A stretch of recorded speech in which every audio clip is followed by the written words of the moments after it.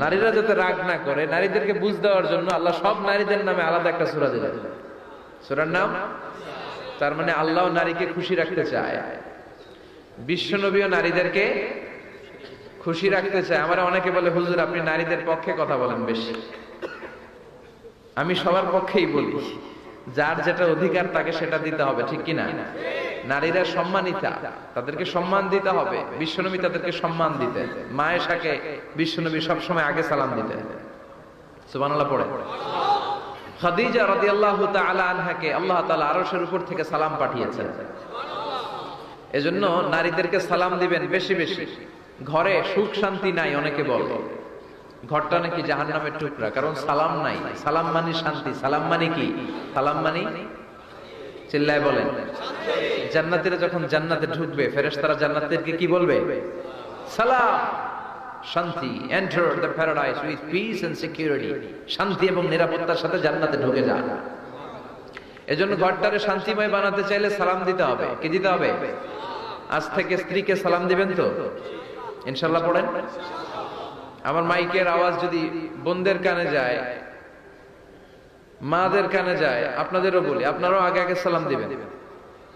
এই দৃশ্য বাচ্চারা দেখলে বাচ্চারাও সালাম শিখবে, ঠিক কিনা? মা খাদিজার ব্যাপারে আল্লাহ বলেছেন, জিব্রাইল তুমি যে খাদিজারে আমার পক্ষ থেকে সালাম দিয়ে দাও, আর খাদিজারে বলে দাও জান্নাতে খাদিজার জন্য এমন ঘর আমি প্রিপেয়ার করে রেখেছি যেই ঘরের ভিতরে কোনো নয়েজ নাই, কোনো আওয়াজ নাই, কোনো ডিস্টার্ব নাই, আছে শান্তি। সুবহানাল্লাহ। কারণ বিশ্বনবীর জন্য খাদিজা নিজের ঘরটার এরকম নয়েজহীন, কোলাহল মুক্ত, শান্তিময় করে রেখেছিলেন। বিশ্বনবী কোলাহল পূর্ণ দাওয়াতি কাজ শেষ করে যখন ঘরে যেতেন, কলিজাটা ঠান্ডা হয়ে যেত। বিশ্বনবীর জন্য এমন একটা ঘর রেখেছিলেন মা খাদিজা, ওই ঘরে বিশ্বনবী যখন প্রবেশ করতেন, বাইরে যত মারপিট হয়েছে, মারামারি হয়েছে, কাফেরদের যত অত্যাচার সহ্য করেছে, ঘরে ঢোকার সাথে সাথে নবী সব ভুলে যেতে। এত মায়া, শান্তি, প্রশান্তির ঘর খাদিজা বানিয়েছিল। এজন্য আল্লাহ বলেছে, জিব্রাইল খাদিজারে বলো, খাদিজার জন্য এমন জান্নাত আমি রেখেছি যে জান্নাতে কোনো সাউন্ড নাই, আওয়াজ নাই, ডিস্টার্ব নাই, কোলাহল নাই, কোনো নয়েজ নাই। চিল্লায় পড়েন আল্লাহু আকবার। এজন্য মায়েরা খাদিজার জীবনী থেকে শিক্ষা, স্বামীর জন্য ঘরটারে প্রশান্তিপূর্ণ করে রাখবেন। প্রশান্তির একটা জায়গা যেন হয়। কানের কাছে এসে বেশি বেশি ঘ্যান ঘ্যান করেন না। ঘরে ঢুকলেই চাল নাই, ডাল নাই, এটা লাগবে, ওইটা লাগবে, ছেলের ওইটা লাগবে। আস্তে আস্তে অনেক স্বামী হার্ট অ্যাটাক করে স্ত্রীর কারণে, জানেন ঠিক কিনা? ওই কয় ঠিক, সবাই ভুক্তভোগী, কমন পড়ে গেছে।